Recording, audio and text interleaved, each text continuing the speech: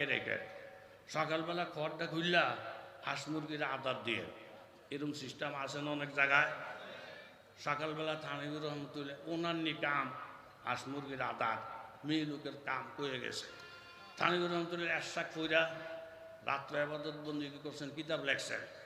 একশাক ফুরা যখন আবার কিতাব লেখাত বইছে, আল্লাহু আকবার, দেহে যে কলম দিয়ে লেখা আইয়ে না, আয়াত পরে যেটা লেখার কথা আয়াত ভুলে গেছে।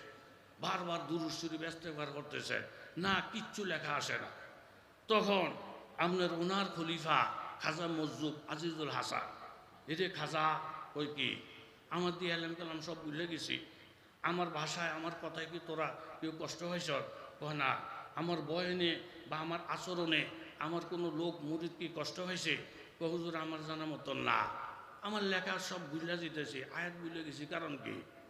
খাজা মজুব হুজুর খালাম মাঝে বলছিল হাঁস মুরগির ডাক না খুললে আদার দহনের লেখা দিছিলেন নি। হুজুরে কয় ইন্না লিল্লাহ, আমার তো মনে নাই।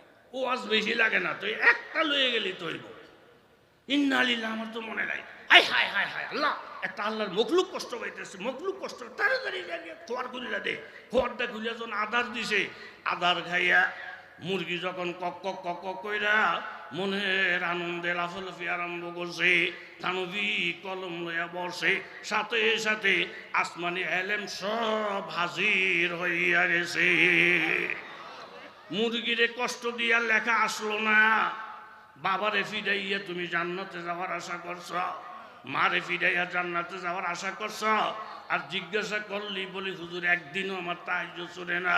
তোর তাহাজ্জুদ তোর জায়গার মধ্যে রাইখা ধ। ও আমার দাউদকান্দির যুবক বাবারা, আল্লাহর কসম খাইয়ে বলছি রে বাবা, তুমি যত বড় স্বীকৃতি হও, ডিসি এসপি, বউয়ের কথা শুই না, এই মাটা তোমার ঘরের একটা জ্বালা, বাবাটা তোমার ঘরের একটা জ্বালা।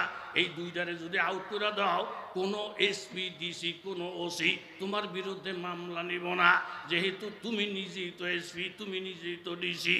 তুমি ক্ষমতার দাফটটা যদি বুড়া মার উপরে ব্যবহার করো, বাবার উপরে ব্যবহার করো, তোমার টাকার গর্বটা যদি কোনো আলেমের বিরুদ্ধে ব্যবহার করো, কোনো অলি আল্লাহর বিরুদ্ধে ব্যবহার করো, আল্লাহর কসম খাইয়া বলছি, ও ডিসি সাহেব, এসপি সাহেব, শিল্পপতি সাহেব, আপনার মা বাবা দুর্বল হইতে পারে, এদের উপরে যদি হাতটা শুধু বাড়ান, পুরো এলাকার বাড়িঘরের গরু নাই, ছাগল নাই, মুরগি নাই, কিন্তু এমপি সাহেবের ছাগল মুরগিরে কেউ চুরি করে না। এলাকার লোকেরা চোরেরে ধরছে, এলাকার সব ছাগল গরু মুরগি সব চুরি করে নেস।